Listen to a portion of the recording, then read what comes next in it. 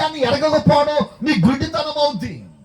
కానీ యేసు ప్రభు మాత్రం ప్రాక్టికల్ గా చేసి పాపములు క్షమించే అధికారం నాకు ఉందని, పాపములు క్షమించగలనని చెప్పి ఆయన ప్రాక్టికల్ గా చేసి చూపించాడు. కాబట్టి ఈ రాత్రికాల సమయంలో మనం గమనించవలసిన విషయం ఏంటంటే, ఆ పాపాలు క్షమించగలిగిన ఆయనే, అధికారము కలిగిన ఆయనే అంటున్నాడు కదా, నా యొద్దకు రండి నేను మీకు విశ్రాంతిని కలుగు చేస్తాను గనక ఆ పిలుచుచున్న వాని పిలుపును, ఆ పాప విమోచన కలగాలంటే, దాని పర్యావసానం నుంచి విమోచన కలగాలంటే మొట్టమొదటిగా పిలుచుచున్న వాని పిలుపును నువ్వు వినగలగాలి. స్తోత్రం చెప్దాం. సహజంగా మనం చేసేది అదే. ఎవరైనా మనం దారిని వెళుతుంటే పిలిచారనుకో, బాయ్ సుబ్బారావు అని పిలిచారంటే వెంటనే ఏం చేస్తాం? ఫస్ట్ మనం వింటాం. కాబట్టి మొట్టమొదటిగా పిలుచుచున్న వాని పిలుపుని వినాలి. వింటే ఏం జరిగింది? నీ పాప భారము నుంచి ఆయన నీకు విడుదల కలుగు చేస్తాడు. దేవునికి స్తోత్రం చెప్దాం. ఈ రోజున మనం గమనించాల్సిన విషయం మీకు అర్థమవడం సంఘటన, నిజ సంఘటన చెప్తాను. ఒకసారి ఇలాగనే ఒక మీటింగ్ జరుగుతుంది రోడ్డు పక్కన అన్నమాట. మీటింగ్ జరుగుతున్నప్పుడు ఇందాక కొంతమంది బ్రదర్స్ చక్కగా పాటలు పాడారు. అలాగనే పాట పాడుతాను అన్నమాట. ఒక అతను ఎలా పాడుతాడంటే గాన కోకిల్లాగా, అంటే చాలా చక్కగా పాడుతున్నాడు పాటలు. వింటున్న వాళ్ళందరూ కూడా అలాగ నోరు తెరిచి పక్షులు ఆలకిస్తున్నాయా అన్నట్టుగా వింటూ ఉన్నారు. ఈ లోపల జరిగింది ఏంటంటే, ఆ దారిన వెళుతున్న ఒక అతను కమ్యూనిజానికి చెందిన వ్యక్తి, అంటే దేవుడు అనేవాడే లేడు అనే, ఇదంతా కూడా మతం పేరట వీళ్ళు దోచుకుంటున్నారు అనేటువంటి విధానం కలిగిన వ్యక్తి వెళుతున్నాడు ఆ దారిలో. ఆ వెళుతున్న వ్యక్తి ఈ దైవజనుడు ఈ స్టేజ్ మీద ఒక ఆయన పాటలు పాడుతుంటే ఆ దారిని వెళుతూ ఆయన స్వరం విని అనుకున్నాడు, అబ్బా ఈయన ఎవరో గాని చాలా వినమాధుర్యంగా చక్కగా పాటలు పాడుతున్నాడని చెప్పి వెంటనే వెళదాం, ఆయన విందాం అనుకున్నాడు. అయినా ఇది మతపరమైన పాటలు కదా అని అనిపించినా గాని ఈయన స్వరం ఏదో చాలా బాగుంది, ఏ మతం అయితే నాకెందుకు, నాకు పాట బాగా నచ్చింది కాబట్టి వింటాను అనుకొని అలా వెనకాల కుర్చీలో వేసుకొని కూర్చున్నాడు అనమాట. కూర్చున్న తర్వాత ఆయన ఒక 2 పాటలు పాడేశాడు. 2 పాటలు పాడిన తర్వాత ఈ లోపల పాస్టర్ గారు ఇందాక ఎలాగైతే పరిచయం చేశారు అలాగనే అన్నాడు, ఇప్పుడు మన మధ్యలోకి దైవజనులు వచ్చారు, వారు దేవుని వాక్యాన్ని చెప్తారు అన్నాడు. ఆ వెనకాల కూర్చోాలనుకున్నాడు. ఆ మత బోధ చేయకపోతే చక్కగా ఆయనకి ఇష్టంగా 2 పాటలు పాడితే ఎంత చక్కగా పాడుతున్నాడు, అలా పాటలు పాడితే బాగుండు కదా, ఎందుకు ఆ మత బోధ అనుకుంటున్నాడు. ఈ లోపల పాస్టర్ గారు అన్నాడు కదా, మీరందరూ కూడా పాటలు పాడితే బాగుండు అనుకున్నారు కదా, అయితే ఇప్పుడు ప్రసంగం అయిపోయిన తర్వాత మరలా 2 పాటలు పాడతాడు అన్నాడు. ఆయన పాటలు అయిపోయినాయి అనగానే ప్రాణం చచ్చినంత పరిస్థితి అయిపోయింది.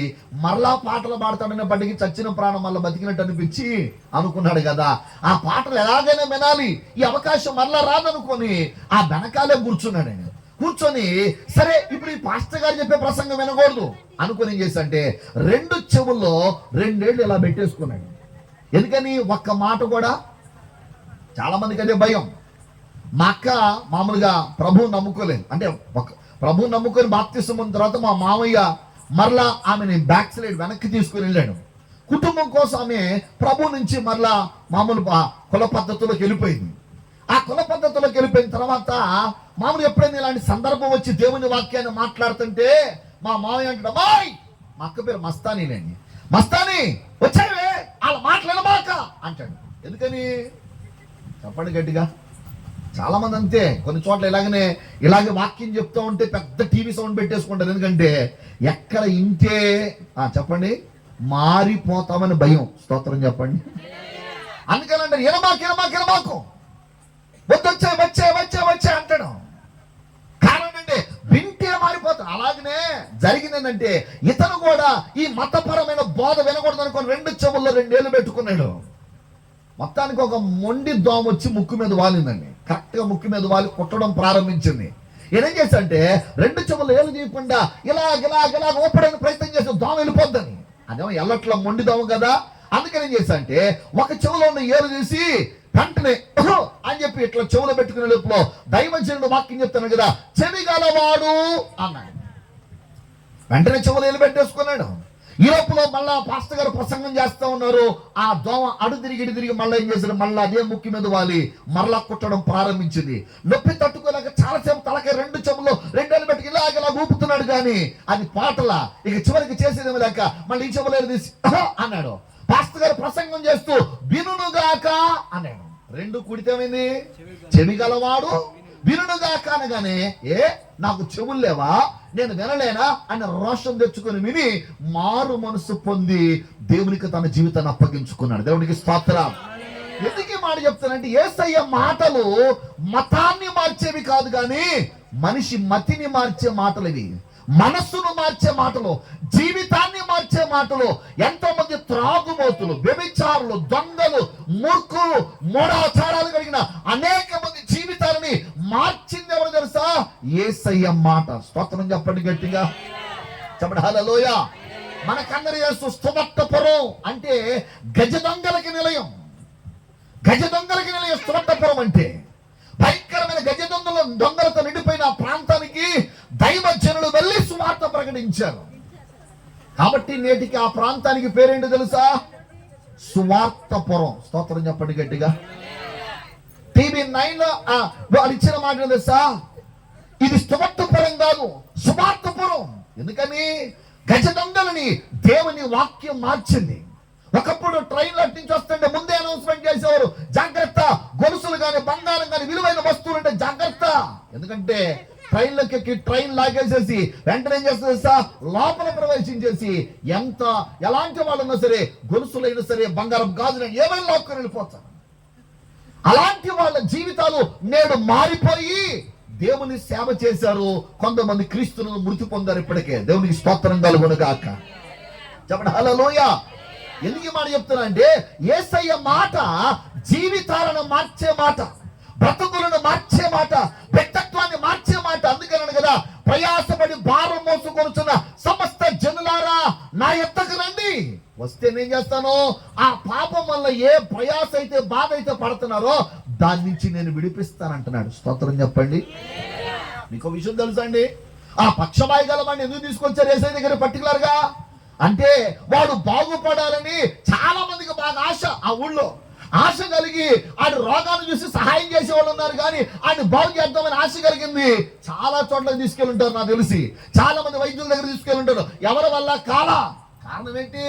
ఆడికి వచ్చిన రోగానికి కారణం పాపం. అర్థమవుతుందండి? చాలా మంది రోగానికి కారణం తెలియక రకరకాలైన ప్రయత్నాలు చేస్తూ ఉంటారు. అమ్మా ముందు మీరు ప్రసంగాలు చేయకూడదు సుమా, వినాలంతే, ప్రసంగం కాదు. బైబిల్ ఏం చెప్తుందంటే, దేవుని వాక్యం ఏం చెప్తుందంటే, చాలా మంది జీవితాల్లో వారు ఉన్న రోగానికి కారణం ఏంటో తెలియదు. రోగానికి కారణం తెలియక వారేదో నా కర్మ, నేను ఇలా అనుభవించాలి అని కొంతమంది వైద్యుల చుట్టూ తిరిగిన వాళ్ళు తిరిగినట్టే ఉంటారు. కానీ దానికి మూలం వారి పాపం అన్న సంగతి చాలా మంది జీవితంలో గ్రహించరు పిల్లారా. గ్రహించని కారణం చేత వాళ్ళ జీవితంలో అది కొందరు వ్యాధి అయితే, కొంతమంది దరిద్రత అయితే, కొంతమంది జీవితంలో శాపం అయితే, రకరకాలైన పరిస్థితులు, పరిణామాలు ఎన్ని ప్రయత్నం చేసినా వల్లగాక అనుకునే చివరికి అనుకునే మాట, దేవుడు నా తలరాత ఇలా రాసి పెట్టేశాడు అనుకుంటారు. స్తోత్రం చెప్పండి. వాళ్ళు అనుకునే ఏంటంటే, దేవుడు నా తలరాత ఇలా రాసి పెట్టేశాడు, అందుకే నా జీవితం ఇలా జరుగుతుంది, ఇక నా బ్రతుకు ఇలాగా చల్లారాల్సిందే అనుకుంటారు. లేదు, యేసయ్య ఎవరు తెలుసా? బ్రతుకు మార్చే దేవుడు. స్తోత్రం చెప్పండి గట్టిగా. పరిస్థితి మార్చే దేవుడు. ప్రయాసపడి భారం మోసుకొనుచున్న ప్రాంత ప్రజలారా, ఏ పాపం మీ జీవితం మీద ప్రభావం చూపించి ఏ విధంగా మీ మీద ప్రభావం చూపిస్తున్నా, యేసయ్య దగ్గర యేసయ్య మాట వినగలిగితే ఆయన మాట నీ బ్రతుకును మారుస్తుంది. నీకు ఉన్నటువంటి పాపం నుంచి విమోచన కలుగు చేస్తుంది.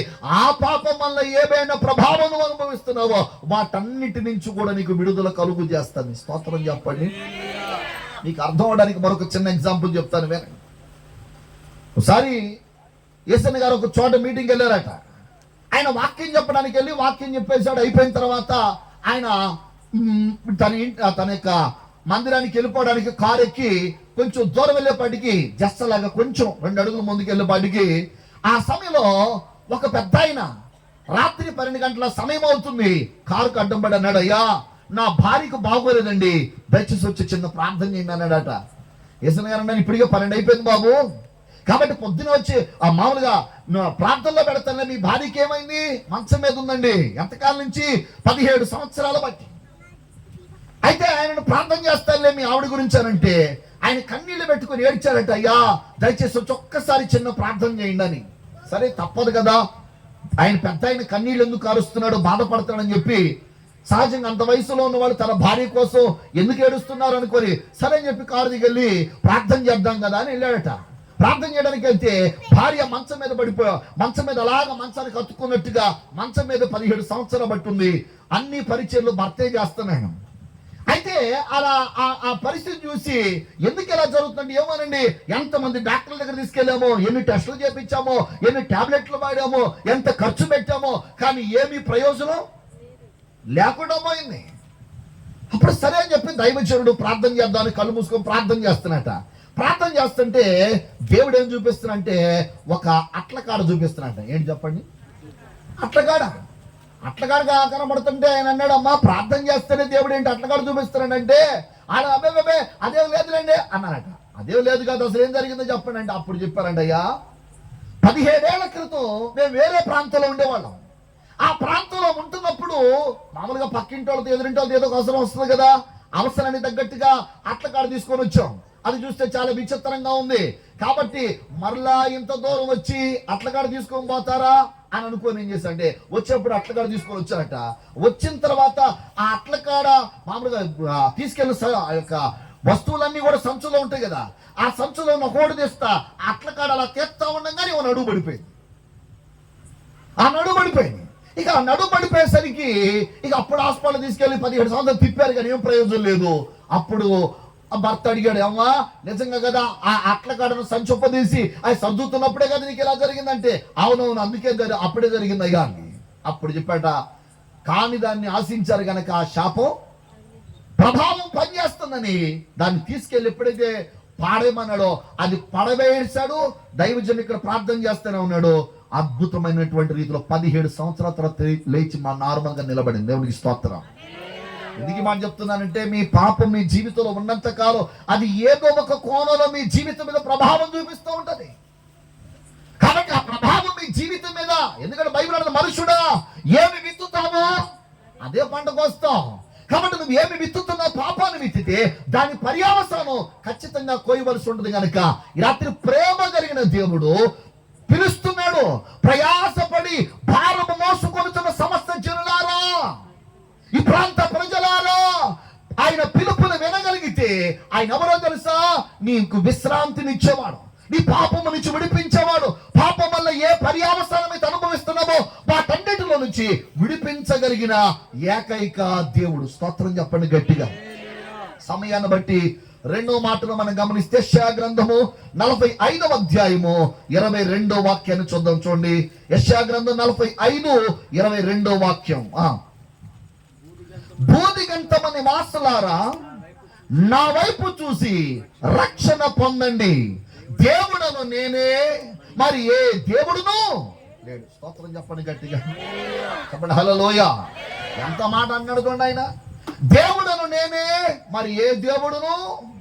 ఎట్లానే చెప్తున్నా ఒక ఆయన అంటాడు, ఏమండి పాస్టర్ గారు మీరు చెప్పేదంతా బాగానే ఉంది కానీ అమ్మా మాట్లాడమాకమ్మా, మీరు చెప్పేదంతా బాగానే ఉంది, ఆయన ఒక్కడే దేవుడు అండి. అదేనండి ప్రమాదం మీతో అంటున్నాడు. ఆయన కూడా దేవుడే అంటే ఒప్పుకుంటాం కానీ ఆయనే దేవుడు అంటే ఎలా ఒప్పుకుంటాం? ఇంకా కొంతమంది ప్రశ్న ఏంటి తెలుసా? ఆయన ఎక్కడైనా దేవుడు అని చెప్పుకున్నాడా?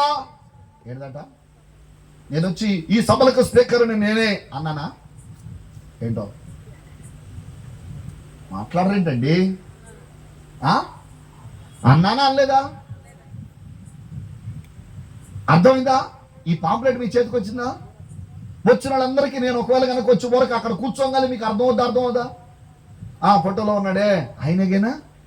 తర్వాత నేను వాక్యం చెప్పి అనుకున్నారా? అనుకోలేదు మనసులో. చెప్పరేంటండి? నన్ను ఎప్పటికీ ఇంతకుముందు చూడకపోయినా నా ఫోటో చూడంగానే మీకేం అర్థమైపోయిందంటే అదిగో ఈయనే కావాలా ఈరోజు వాక్యం చెప్పేది అని అనిపించలేదా? ఎందుకని ముందుగానే మీకు సమాచారం తెలియజేయబడింది.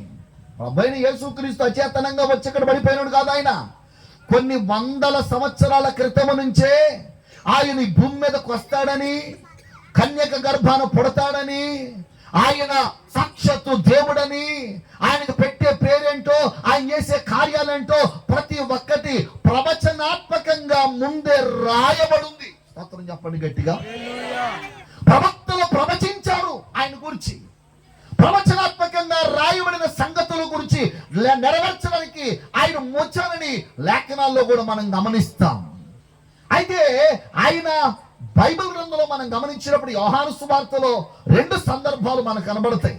ఒక సందర్భంలో ఆనాడు ఉన్నటువంటి శాస్త్రుల పరిచయాలు వాళ్ళే అంటారు, తానే దేవుడిని చెప్పుకొనుచు అంటారు. స్తోత్రం చెప్పండి. అంటే ఆయన చెప్పకపోతే ఆ మాట అంటారా? చెప్పాలి గట్టిగా. ఏంటో దేవుడు తానే దేవుడిని చెప్పుకొనుచు అంటాడు. నిజమే, యేసు ప్రభు చెప్పాల్సిన సందర్భం వచ్చినప్పుడు చెప్పాడు. స్తోత్రం చెప్పండి గట్టిగా. పౌలు ఎలాగైతే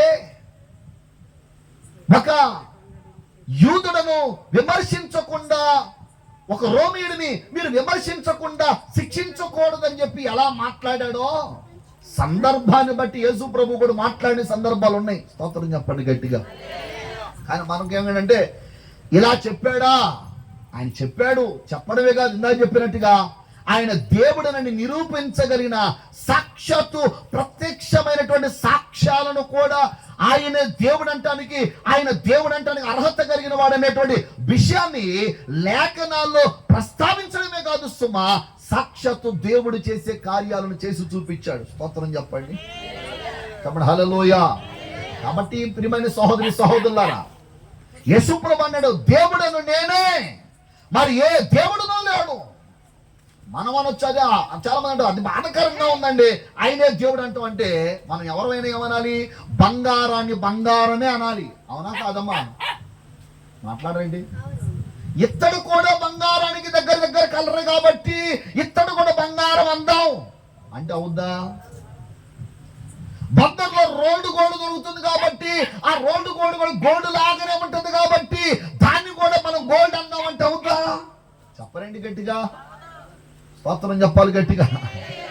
అందుకనే దేవుడను నేనే, మరి ఏ దేవుడును లేడని పర్టికులర్ గా చెప్పిన మాట అదే. సందర్భాన్ని బట్టి చెప్పక తప్పట్లేదు. చాలాసార్లు ఈ విషయాన్ని జ్ఞాపకం చేస్తూ ఉంటాం. ఏంటంటే ప్రస్తుతం మన భారతదేశం ప్రధాని ఎవరు అమ్మా? తెలుగులోనే నేను మాట్లాడింది. ఎవరో ప్రధానమంత్రి ఎవరండి? నరేంద్ర మోడీ గారు. అవునా కాదా? నరేంద్ర మోడీ గారు మన ప్రధానమంత్రి. ఇప్పుడు ఆయన కింద భారతదేశంలో ఉన్న రాష్ట్రాలన్నీ, మండలాలు, జిల్లాలు, గ్రామాలు అన్ని కూడా వాటన్నిటికీ అధికారిగా ఉన్నాడు. ఎవరు? మోడీ గారు. ఇప్పుడు ఒకవేళ ఆయన గనక నేను ఇలాగ అన్నాను అనుకోండి, ఈ హనుమాన్ జంక్షన్ ఏరియా పేరేంటి గారు? అప్పన్నవీడు ఎంఆర్సి కాలనీకి ప్రెసిడెంట్ గారు నరేంద్ర మోడీ గారంటే ఎవరు అనుకుంటున్నారు? ఈ ఎంఆర్సి కాలనీకి ప్రెసిడెంట్ గారు అని నేను అన్నాను అనుకోండి, మీరేమంటారంటే, ఏమంటే ఏమన్నా కొంచెం జ్ఞానం ఉందా? కాస్త కోస్తాను చదువుకున్నారా? చదువుకోనోడు కూడా తెలుసు. ఏంటి? మోడీ గారు ఒక కాలనీ ప్రెసిడెంట్ కాదు, దేశానికే ప్రధానమంత్రి అని. స్తోత్రం చెప్పండి. చెప్పండి హల్లెలూయా. అందుకనే ఎందుకు ఈ మాట చెప్తున్నానంటే, చాలా మందికి దేవుడు అంటే ఏమనుకుంటారంటే, కులానికి ఒక దేవుడు, ప్రాంతానికి ఒక దేవుడు, మతానికి ఒక దేవుడు, వర్గానికి ఒక దేవుడు, ఇంటి పేరుకి ఒక దేవుడు ఉంటాడు అనుకుంటారు. దేవుడు ఎవరు? సర్వ సృష్టికి కర్త. స్తోత్రం చెప్పండి గట్టిగా. మరి సర్వ సృష్టికి కర్త అయిన దేవుడిని తీసుకొని వచ్చి ఒక కులానికి అంటగడితే, ఓ ప్రాంతానికి అంటగడితే, ఒక ఇంటి పేరటలకు అంటగడితే ఎలా సబబేనంటారా? అది న్యాయమేనా? అది న్యాయం కానప్పుడు మరి సర్వ సృష్టికి కర్త అయిన దేవుని తీసుకొని వచ్చి ఓ మతానికో కులానికో అంటగట్టి మాట్లాడడం. చాలా మంది అంటారు ఆయన విదేశీ దేవుడు అండి, ఆయన మా దేవుడు కాదండి, ఆయన మా కులానికి చెందిన దేవుడు కాదండి. ప్రియమైన దేవుని పిల్లారా, దేవునికి మతానికి సంబంధం లేదు, దేవునికి కులానికి సంబంధం లేదు, దేవునికి ప్రాంతానికి సంబంధం లేదు. దేవుడు సర్వమును తన నోటి మాట చేత కలుగు చేసిన వాడు, తన చేతులతో మానవుని నిర్మించుకున్నవాడు, సమస్త మానవాళిని తన పోలికలు తన స్వరూపంలో దేవుడు చేసుకున్నాడు. దేవుడు ఎలా ఉంటాడంటే మనలాగానే ఉంటాడు. స్తోత్రం చెప్పండి గట్టిగా. చెప్పండి హల్లెలూయా. ఎందుకంటే ఆయన పోలికలు, ఆయన స్వరూపంలో మానవుని మనల్ని చేసుకున్నాడు కాబట్టి మనం గ్రహించవలసింది ఏందో తెలుసా? ఆయన ఎవరో నీవు ఎరగగలగాలి. స్తోత్రం చెప్దాం. చెప్పండి హల్లెలూయ. చిన్నపిల్లది కార్టూన్ చూస్తూ ఉంటాను. దానిలో ఒక బాతు తప్పిపోద్ది. ఆ తప్పిపోయినటువంటి బాతు ఏదో ఒక జంతువు, పిల్లి లాంటి దాని జంతువుకి దొరికిందనమాట. దొరకగానే అది గుడ్డులోంచి బయటికి రాగానే ముందర ఎదురుగా కనపడింది ఏంటంటే ఆ పిల్లి లాంటి జంతువు కనపడక ఇదే నా తల్లి అనుకుంది. కానీ ఒక రోజు అద్దంలో చూసుకుంటే కానీ దాని రూపం ఏంటో దానికి తెలిసింది. దాని రూపం ఎప్పుడైతే తెలిసిందో దాని రూపం లాంటి తన తల్లి, తన లాంటి రూపం కలిగిన తల్లి ఎక్కడుందని వెతుక్కుంది. ఒకనొక రోజు కనబడింది తన లాంటి సాక్షాత్తు రూపం కలిగినటువంటి బాతు. స్తోత్రం చెప్పండి గట్టిగా. దేవుడు కూడా అంతేనండి. దేవుడు అంటే ఆయన మనలాగా మాట్లాడగలడు, చూడగలడు, వినగలడు, ఆయన ఆలోచించగలడు, ఆలోచన చెప్పగలడు. ప్రజల హృదయాల బాధను ఎరిగి వారు ప్రార్థన చేస్తే ఆలకించి జవాబు ఇవ్వగలిగిన వాడు దేవుడు. స్తోత్రం చెప్పండి గట్టిగా. చెప్పండి హల్లెలూయా. కాబట్టి ప్రియమైన సహోదరి సహోదరులారా, ఈ రాత్రి చెప్పగలిగినదంటే ఆయన దేవుడైన నేనే అన్నాడు. కాబట్టి రాత్రి ఆ ప్రభువైన యేసుక్రీస్తుని దేవునిగా మీ జీవితంలో అంగీకరించగలిగితే అన్నాం కదా, భూదిగంత నివాసులారా నా వైపు చూసి రక్షణ పొందండి. దేవుడను నన్ను నేనే, మరి ఏ దేవుడు లేడు అంటున్నాడు. నెంబర్ 2, మొదటిది పిలిచిన వాని పిలుపు వినాలి, పిలుచుచున్న వాని పిలుపు వినాలి. రెండవది పిలుచుచున్న వాని వైపు చూడాలి. స్తోత్రం చెప్పండి. సహజంగా మనం చేసేది, ఎవరైనా మనం పిలిస్తే ఏం చేస్తాం? ఫస్ట్ వింటాం. రెండోది ఏం చేస్తాం? పిలిచింది ఎవరా అని వాళ్ళ వైపు. ఇప్పుడు రెండవది పిలుచుచున్న దేవుడు ప్రభువైన యేసుక్రీస్తు, ఆయన వైపు చూడాలి. చూస్తే ఏమవుతుందట? రక్షణ కలుగుతుంది. అందరు చెప్పండి, ఏం కలుగుతుంది? మొదట ఆయన పిలుపు వింటే పాప క్షమాపణ కలిగింది. రెండవదిగా ఆయన వైపు చూస్తే రక్షణ కలుగుతుంది. అనగా రక్షకుడైన దేవుడు వచ్చి నీ హృదయంలో నివసించగలుగుతాడు. నీ దేహం అనే దేవాలయంలో ఆయన నివసించగలుగుతాడు. దేవుడు నివసించడానికి మనం కట్టుకునే గుడులు కాదు, నిజమైన దేవాలయం మనమే. స్తోత్రం చెప్దాం. ఆయన ఆల్రెడీ కట్టుకున్నాడు. ఈ దేవాలయాన్ని దొంగల గురగా చేసి మనము రకరకాల వ్యసనాలకు, పాపాలకు బానిసలుగా చేసి దేవుని నివసించడానికి అననుకూలంగా మార్చేసాం. దేవుడు నివసించడానికి యోగ్యత లేనటువంటి దేహాలుగా మార్చేస్తే సాక్షాత్తు యేసుక్రీస్తు లోకానికి వచ్చి 33.5 సంవత్సరాలు పాపము ఎరుగని పరిశుద్ధునిగా జీవించి తన ప్రాణాన్ని పెట్టి రక్తాన్ని కార్చి ఆ రక్తము ద్వారా ఆయన యందు విశ్వాసం ఉంచిన వారిని ఉచితంగా పాపక్షమాపణ కలుగు చేసి మనిషి దేహాన్ని దేవుని ఆలయంగా మార్చి ఆయనే వచ్చి నివసిస్తున్నాడు. స్తోత్రం చెప్దాం. ఇక్కడ బైబిల్ అన్నది కదా, ఎన్నటన్నటికి పరిశుద్ధతయే దేవునికి అనుకూలం.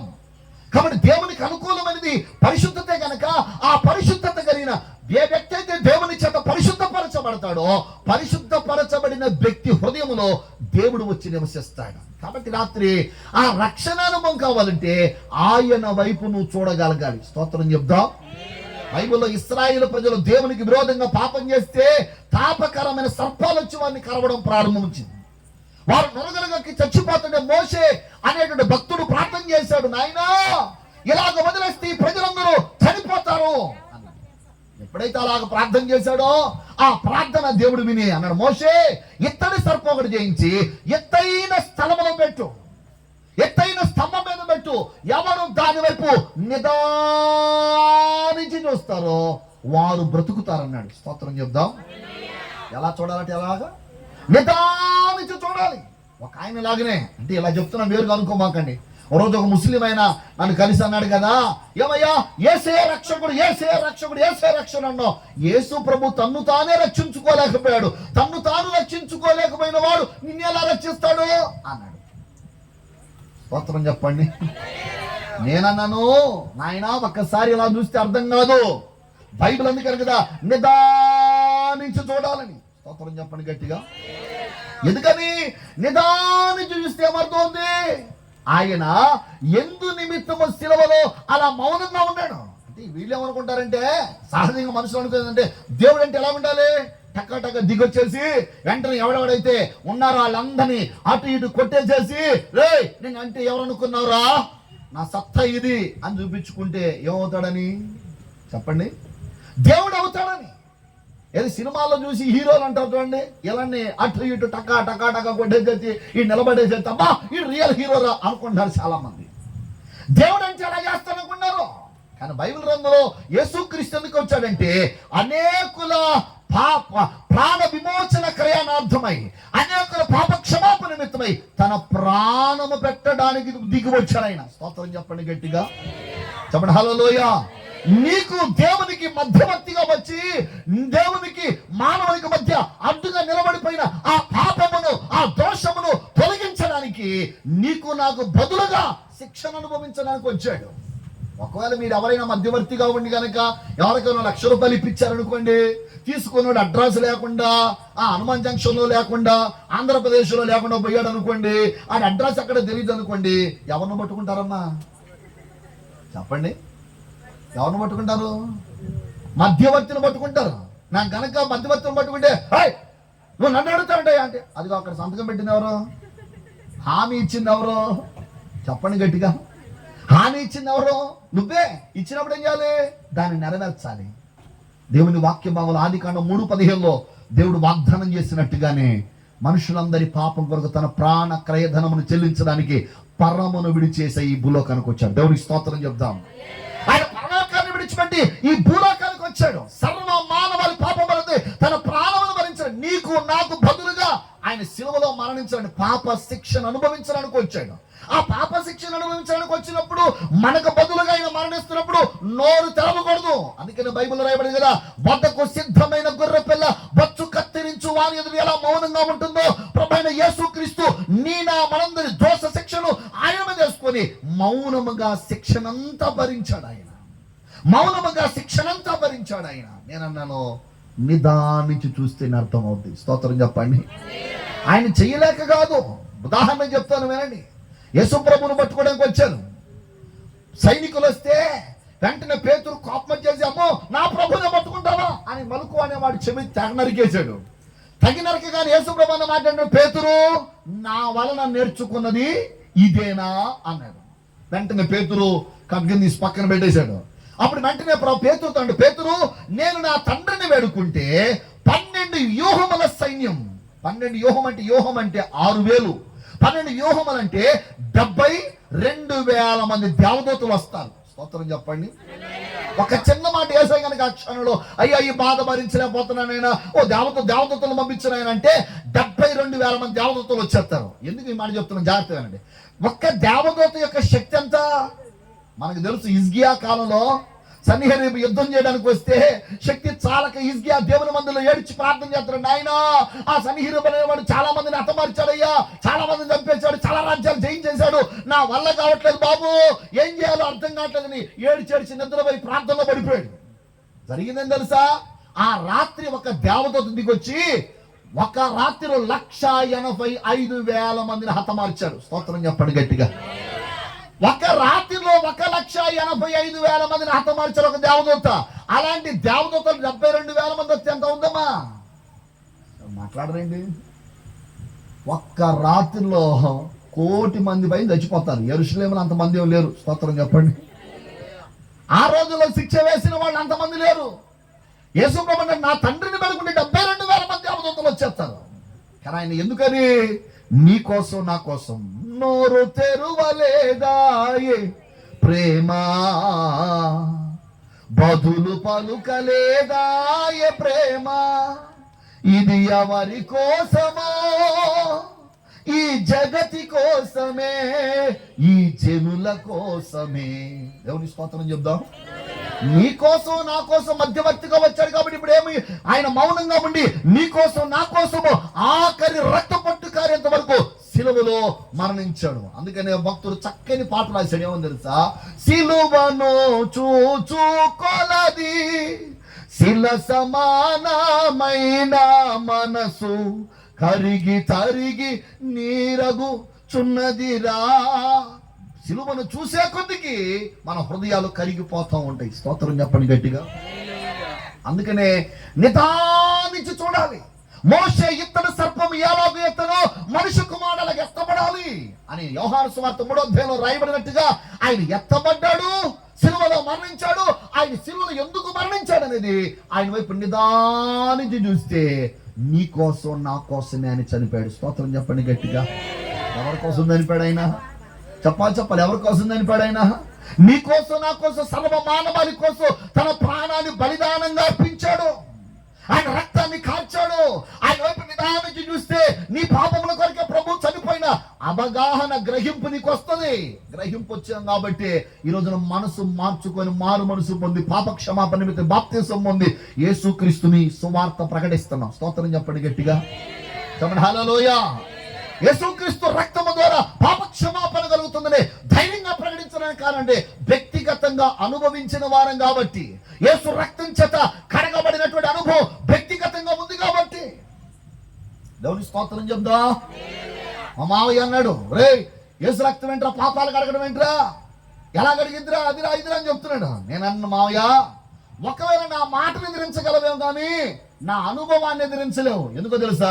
యేసు రక్తము చేత కడగబడి పవిత్రపరచబడిన అనుభవం నేను అనుభవించి ఉన్నాను. స్తోత్రం చెప్పండి. మాటలు చెప్పట్లేదు నేను, ఏదో కల్లిములి కథలు చెప్పట్లేదు నేను. I have experience.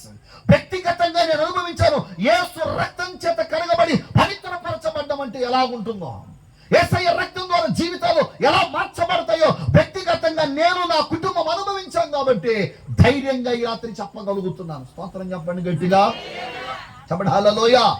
అందుకని బైబిల్ ఏమంటుందంటే, పిలుచుచున్న వాని వైపు చూడాలి. నువ్వు చూస్తే గానీ అర్థమవుద్ది. ఆయన వైపు చూస్తే నీ కొరకు మరణించిన యేసుక్రీస్తు నేను వెంటనే ఏం చేస్తావు అంటే నీ పాపాల విషయం పశ్చాత్తాపడి మనసు మార్చుకొని రక్షించబడతావు. దేవునికి స్తోత్రం. కాబట్టి మొదటిది, పిలుచుచున్న వాని పిలుపు వినాలి. రెండవది, పిలుచుచున్న వాని వైపు చూడాలి. ఈ రాత్రి నువ్వు కూడా చూడు. ఎవరి వైపు? యేసయ్య వైపు చూస్తే నీకు అర్థమైంది ఎందుకు ఆయనగా మార్చబడ్డాడో, ఎందుకు నరావతారిగా వచ్చాడో, ఎందుకు శిలువలో మరణించాడో, ఎందుకు అంతగా త్యాగం చేయవలసి వచ్చిందో, నీకు నాకు బదులుగా ఎందుకు ఆ శిక్షను అనుభవించాడు అనేది నీకు గ్రహింపుకి వస్తే ఈ రాత్రి నీ జీవితాన్ని మార్చుకుంటావు. యేసయ్యకి నీ జీవితాన్ని అప్పగించేస్తావు. దేవుని స్తోత్రం చెప్దాం. మీకు విజయవాడలో నిషా జడ్సన్ అయినటువంటి ఒక సహోదరి ఉంది. మీరు మీరేమంటారు? తమిళ బ్రాహ్మణ్ అనుకుంటాను, కేరళ బ్రాహ్మణు, తమిళ బ్రాహ్మణు. ఆమె యేసు ప్రభును నమ్ముకున్న దేవుడు ఆమెను దర్శించిన తర్వాత దేవుడు ఒక ప్రశ్న వేసిందట. ఏమని ప్రశ్న వేసిందంటే, ప్రభువా నువ్వు ప్రాణం పెట్టడం ఏంటి, నా పాపం పోవటం ఏంటి అని ప్రశ్నించింది దేవుణ్ణి. అప్పుడు దేవుడు ఏమని ప్రశ్న జవాబు చెప్పాడంటే, దేవుని జవాబులన్నీ కూడా చాలా స్పష్టతగా ఉంటాయి. స్తోత్రం చెప్పండి.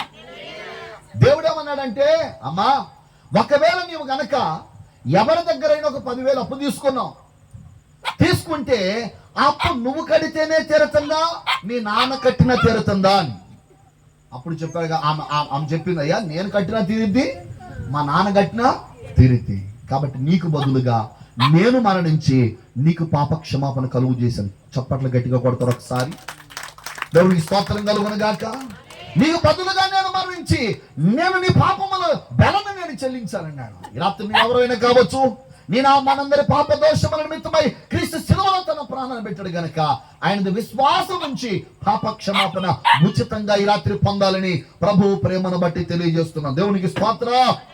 మూడవ మాటను మనం గమనిస్తే గనక దేవుని వాక్య భాగంలో మీరు ఇంటికి వెళ్ళిన తర్వాత మార్కు సువార్త 10:46 వాక్యం నుంచి చదువుకుంటే ఆఖరి వరకు అక్కడ యేసు ప్రభు ఎరుకో అనే ప్రాంతానికి వెళ్తున్నాడు. తెలిసిన సందర్భం కాబట్టి సమయాన్ని బట్టి ముందుకెళ్తున్నాను పిల్లరా. ఎరుకో అనే ప్రాంతానికి వెళ్తున్నప్పుడు ఒక గుడ్డివాడు యేసు ప్రభు త్రోవను వెళుతున్న సంగతి తెలిసి వెంటనే కేకవేశాడు, దావీదు కుమారుడా నన్ను కరుణించని. అప్పుడు వెంటనే పక్కన ఉన్నాను, రాయ్ గుడ్డివాడా నోర్మై అన్న. బైబిల్ ఏమో రాయబడిందంటే వాడు మరి బిగ్గరగా కేక వేశాడట. స్తోత్రం చెప్పండి గట్టిగా. ఏం చేశాడు చెప్పండి? వాడు యేసయ్యను, దావీదు కుమారుడు నన్ను కరుణించయ్యా, నన్ను బాగు చేయ అని చెప్పి వాడు కేక వేస్తే వాడు ఎప్పుడైతే నోర్మై గుడ్డివాడ అన్నారో వాడు ఆగల. ఆటంక పరిచారు కదా అని ఆగల. ఏం చేశాడు? మరి దగ్గరగా కేకేశాడు. వాడు కేకేయంగా యేసు ప్రభు అక్కడ నిలబడిపోయాడు. స్తోత్రం చెప్పండి గట్టిగా. యేసయ్య నిలబడి ఇద్దరిని పంపించాడు, బాయ్ మీరు వెళ్ళి ఆ గుడ్డివాడిని తీసుకొని రండి అన్నాడు. స్తోత్రం చెప్పండి. డైరెక్ట్ గుడ్డోడు వచ్చాయి అనొచ్చు కదా. ఆయన అలాంటిలా మీరు వెళ్ళి ఇద్దరు వెళ్ళి ఆ గుడ్డివాడిని తీసుకొని రండి అన్నాడు. అప్పుడు వెంటనే అన్నాడు, గుడ్డివాడా ధైర్యం తెచ్చుకోనము, యేసు నిన్ను పిలుస్తున్నాడు అన్నాడు. స్తోత్రం చెప్పండి. యేసయ్య నిన్ను పిలుస్తున్నాడని 49 వాక్యాల మాట కనపడింది. యేసు నిన్ను పిలుస్తున్నాడని కానీ ఆ గుడ్డివాడు యేసు దగ్గరకు వచ్చాడు. యేసయ్య దగ్గర రాగానే యేసు ఏమన్నాడు?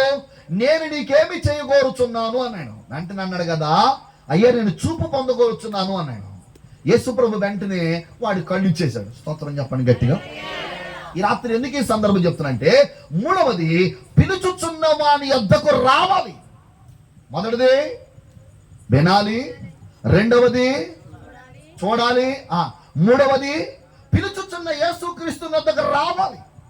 చూడండి, గుడ్డివాడు యేసు ప్రభు బాగు చేస్తాడని, యేసుక్రీస్తు సృష్టికర్త గనక పుట్టు గుడ్డోడినైనా నన్ను బాగు చేయగలడని విశ్వాసంతో యేసయ్య దగ్గరికి కేక వేస్తుంటే సమాజం అని తెలుసా నోర్మై అభ్యంతరపరుస్తుంది.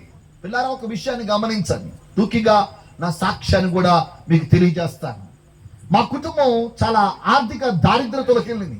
ఎంత దారిద్రతలోకి వెళ్ళిందంటే, ఒకప్పుడు బట్టల వ్యాపారం చేసినప్పుడు మా నాన్నగారు బాగానే సంపాదించారు. దాంతోపాటు స్నేహితులు అందరూ కూడా పరిచయం అయిపోయి మా నాన్నగారిని బాగా తాగుడుకు అలవాటు చేసేసారు. బాగా పచ్చి తాగుబోతు అయిపోయాడు.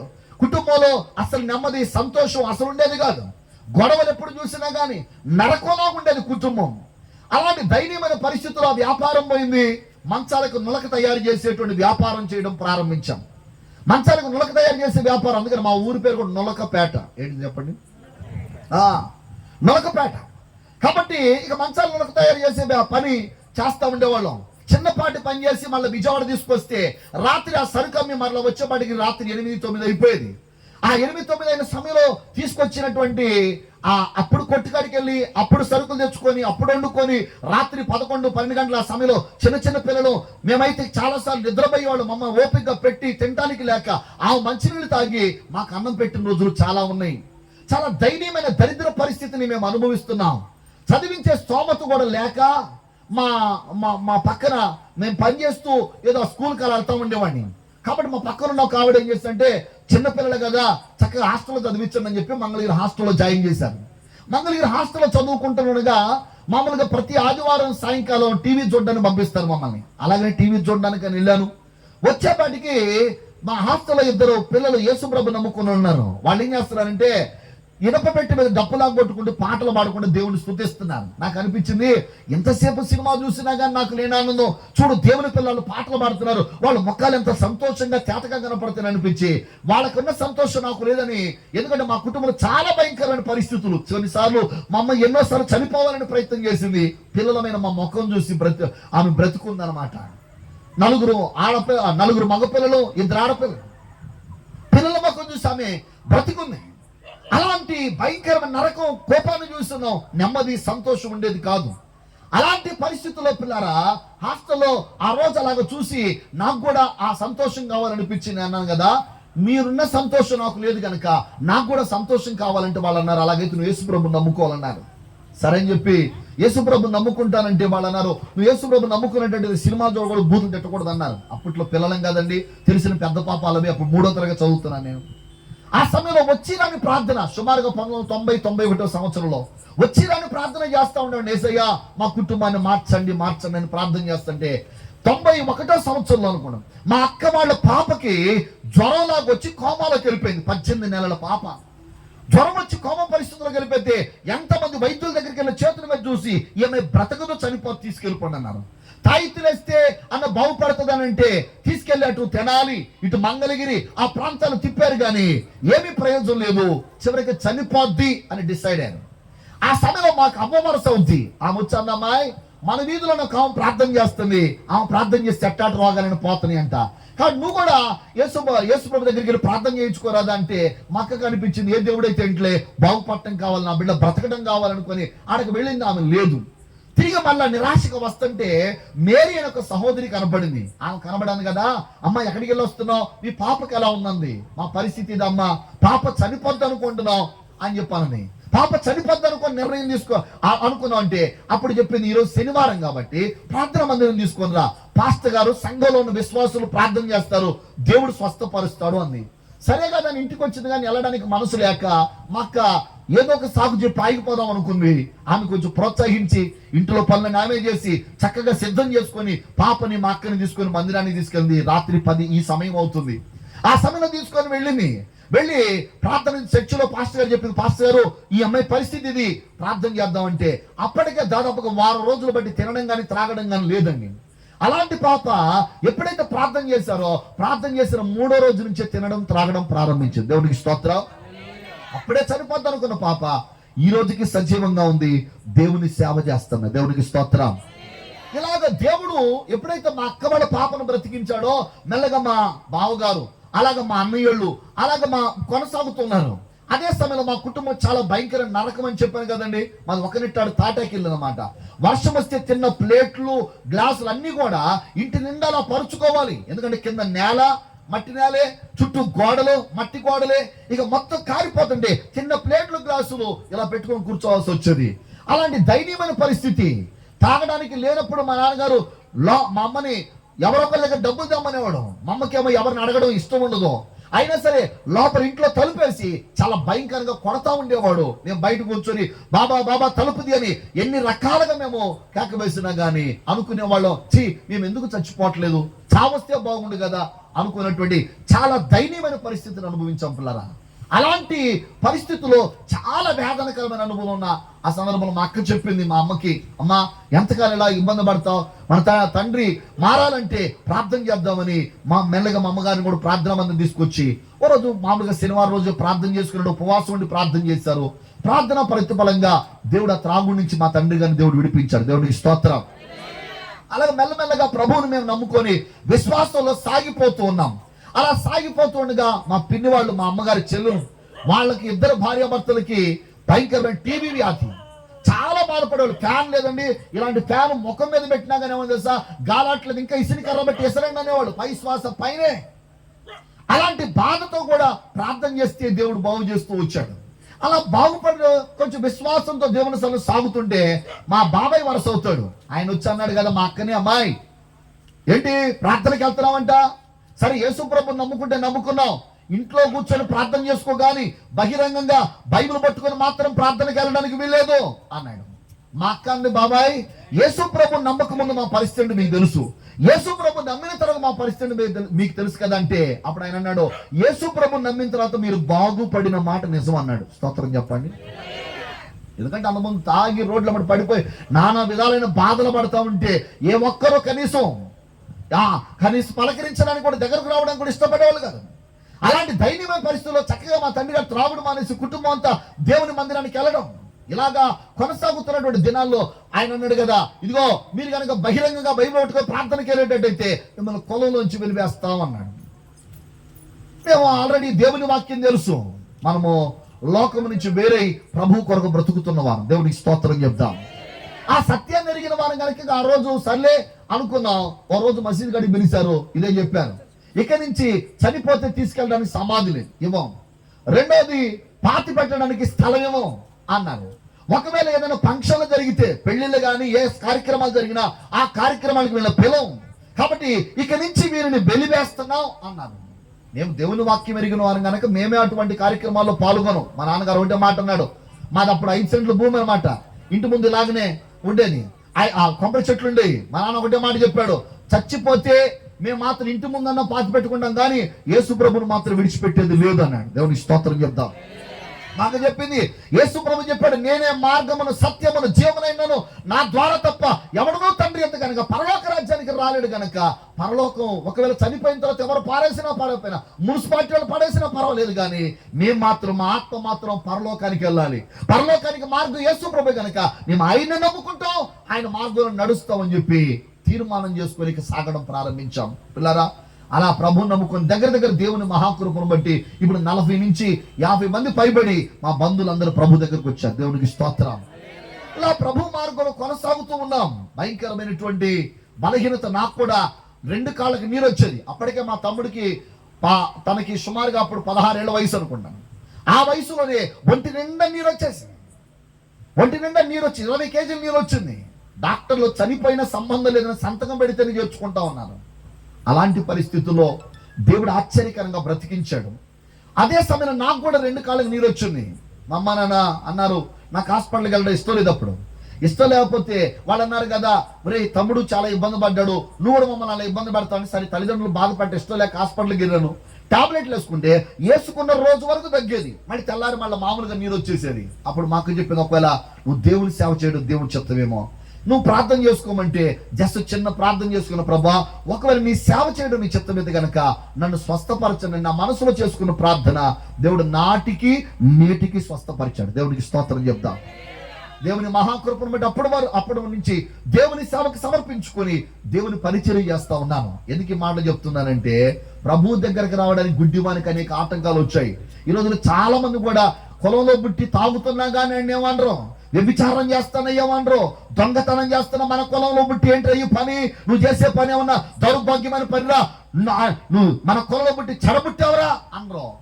చక్కగా బైబిల్ తీసుకొని ఇక నుంచి నేను తాగను బాబు, ఇక నుంచి నేను అబద్ధాలను బాబు, ఇక నుంచి సినిమా చుట్టూ తిరగను బాబు, నేను కాస్త మంచిగా బ్రతుకుతానండి, నేను కులం నుంచి వెళ్ళేస్తాను. తాగుపోతాడు ఎందుకు వెళ్ళిపోయారు? ఒక భార్య కాక 2 భార్యలు 3 భార్యలు పెట్టిన ఎందుకు వెళ్ళిపోయారు? ఆడు మంచోడు ఈడు మంచోడా? ఏమండి, 2 3 భార్యలు పెట్టుకొని తిరిగా వాడు మంచోడా? బైబిల్ పట్టుకొని నేను పరిశుద్ధంగా బ్రతుకుతాను, నీతిగా బ్రతుకుతానయ్యా, దేవుని మార్గాలు నడుస్తానయ్యా అనేవాడు మంచోడా? చెప్పరేంటండి? అమ్మ అందరు ఇక్కడే ఉన్నారా? ముగించమన్నోళ్ళు హల్లెలూయా చెప్పండి. ఉన్నారు కాబట్టి ముగిస్తాను. అర్థమైనా? ఎవరు మంచోడు? కులంలో బట్టి తాగితే మంచోడా, వ్యభిచారం చేస్తే మంచోడా, దొంగతనం చేస్తే మంచోడా, అబద్ధికుడిగా బ్రతికితే మంచోడా, లేదా పవిత్రంగా బ్రతకాలని ఒక నిర్ణయం తీసుకుని కొనసాగితే మంచోడా? ఆలోచించండి పిల్లారా. దేవుని వాక్యం చాలా స్పష్టంగా చెప్పేది ఏంటంటే, ఆయనే పరలోకమునకు మార్గం. దేవునికి స్తోత్రం. ఆయన దగ్గర రావడానికి ఆటంకాలు వచ్చినాయి. గుడ్డివాడు ఆ ఆటంకాలు లెక్క చేయలా. దేవునికి స్తోత్రం చెప్దాం.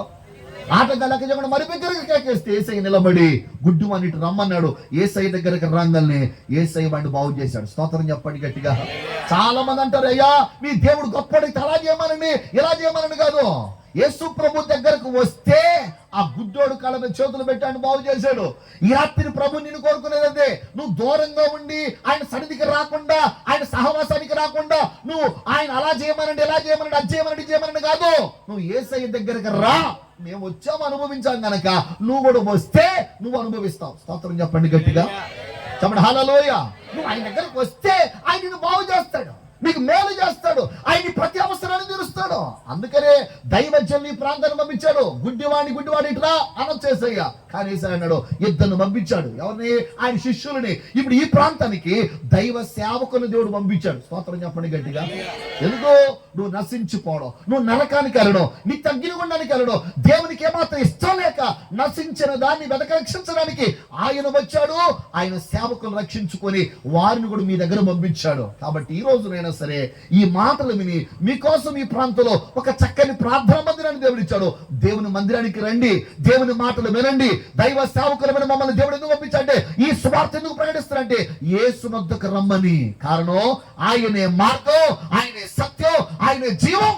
ఆయన ద్వారా తప్ప ఎవడనో మోక్ష రాజ్యానికి పరలోక రాజ్యానికి చేరలేరు కనుక యేసేదానికి మార్గం కనుక ఆ మార్గంలోనే మీరు నడవాలని ప్రేమపూర్వకంగా తెలియజేస్తున్నాం. దేవునికి స్తోత్రం చెప్దాం.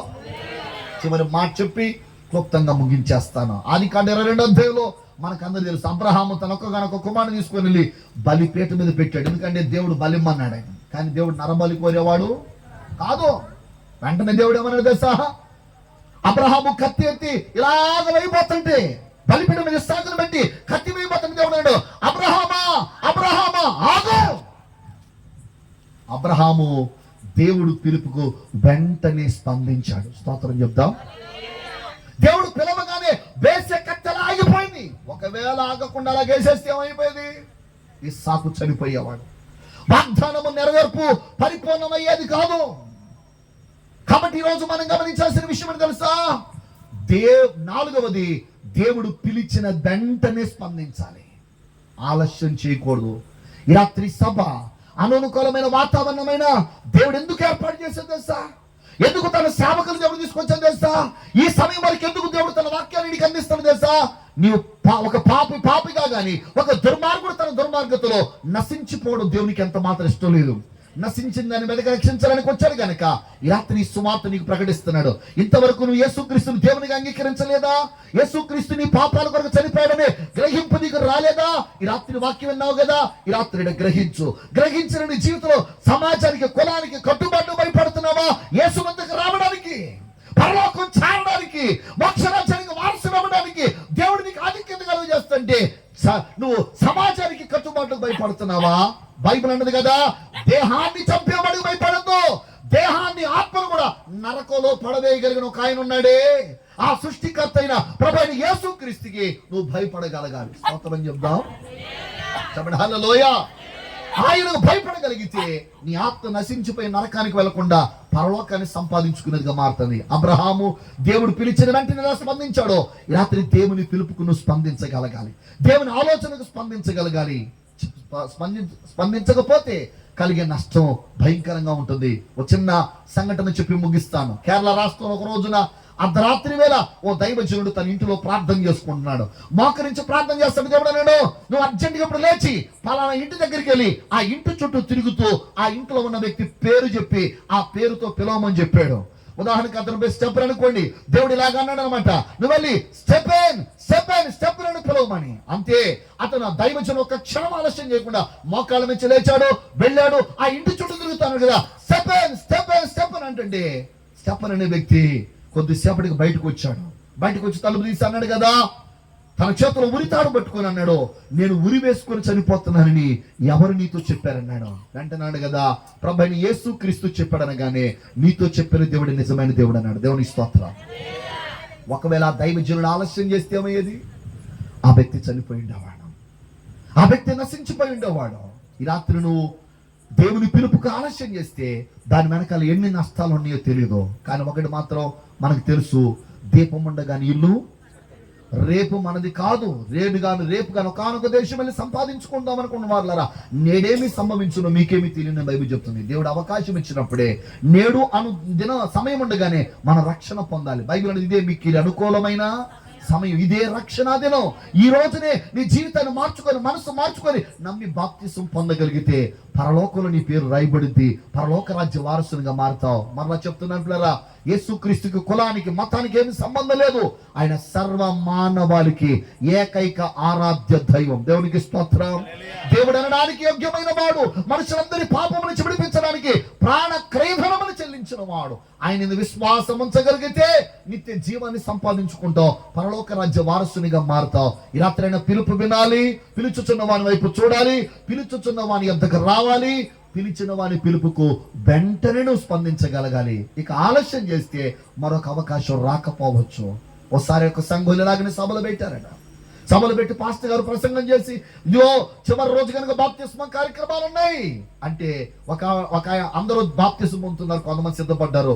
ఓ భార్య భర్త వారి కుటుంబం రక్షించబడింది, ఆయన ఒక్కడే భర్త ఒక్కడే మారలేదు, రక్షణ పొందలేదు. భార్య చెప్పింది, ఏమండి ఇది మంచి అవకాశం కదా, ఇప్పుడు బాప్తిస్మ పొందవచ్చు కదా అంటే ఆయన అన్నాడు, క్రిస్మస్ పొందుతానన్నాడు. అదేంటండి, సమయం మన చేతుల్లో లేదు, సమయం మన చేతుల్లో లేదు. దేవుడు అవకాశం ఇచ్చాడు ఇప్పుడే బాప్తిస్మ పొందమంటే ఆయన అన్నాడు, లేదులే క్రిస్మస్ పొందుతానన్నాడట.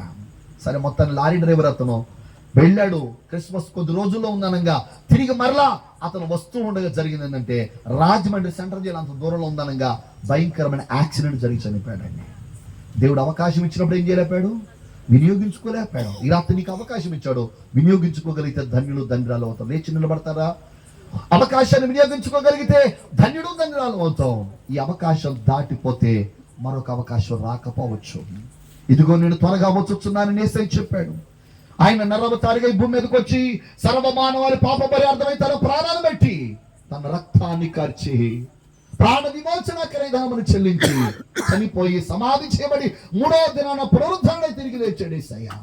ఆ తిరిగి లేచిన యేసు ప్రభు తిరిగి మరలా రాబోతున్నాడు. కళ్ళు మూసుకొని ప్రార్థన చేసుకొని, ఈ రాత్రి ఎవరైనా ఇంకా దేవుడు నిన్ను పిలుస్తున్నాడని గ్రహించకపోతే ఈ రాత్రి దేవుడు నీతోనే మాట్లాడుతున్నాడు. దేవుని వాక్యం నిన్నే దర్శిస్తా ఉంది. ఈ రాత్రి నీ పాపం వల్ల ఏ శాపాన్ని, ఏ వ్యాధిని, ఏ పరిస్థితిని నువ్వు అనుభవిస్తున్నావో ప్రభువైన యేసుక్రీస్తు ప్రేమ నీతోనే మాట్లాడుతుంది. రాత్రి ఆ ప్రేమను గ్రహిస్తావా? కళ్ళు మూసుకొని ప్రార్థన చేయగలగాలి. భయభక్తులతో కళ్ళు మూసుకొని ప్రార్థన చేయగలగాలి. దేవుని ప్రేమ నిన్ను వెంటాడుతూ ఉండగా మార్పు చెంది ప్రభు వైపు తిరుగుతావా? ఇదే రక్షణ దినమని నీ జీవితం కలిగి ప్రభు వైపు తిరుగుతావా? ఈ సమయం దాటితే మరొక సమయం రాకపోవచ్చు. లేఖనాలు చాలా స్పష్టంగా మనకి చెప్తున్నాయి. పిలుచుచున్న వాని పిలుపుని వినాలి, పిలుచుచున్న వాని వైపు చూడాలి.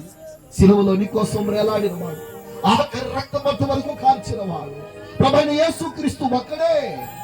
ఆయన ద్వారానే నీకు పాప క్షమాపణ కలుగుతుంది, నిత్య జీవం కలుగుతుంది. కాబట్టి ఆ పరలోకం నీకు కావాలంటే యేసుక్రీస్తుని రక్షకునిగా అంగీకరించగలగాలి. లేఖనాల ద్వారా దేవుడు మనతో మాట్లాడిన విధంగా పిలుచుచున్న యేసు వద్దకు రండి. సమాజ గుడ్డివాడు అభ్యంతరపరిస్తే అభ్యంతరాన్ని మాత్రం లెక్క చేయలేదు. ఈ రాత్రి నీవు దేవుడి నీతో మాట్లాడుతూ ఉండగా ఏ మాత్రము అభ్యంతర లెక్క చేయకుండా, దేహాన్ని చంపేవాడు కాదు భయపడాల్సింది, దేహాన్ని ఆత్మను కూడా నరకంలో పడవేయగలిగిన వాడున్నాడే ఆయనకు భయపడగలగాలి. ఈ రాత్రి ఆ ప్రేమ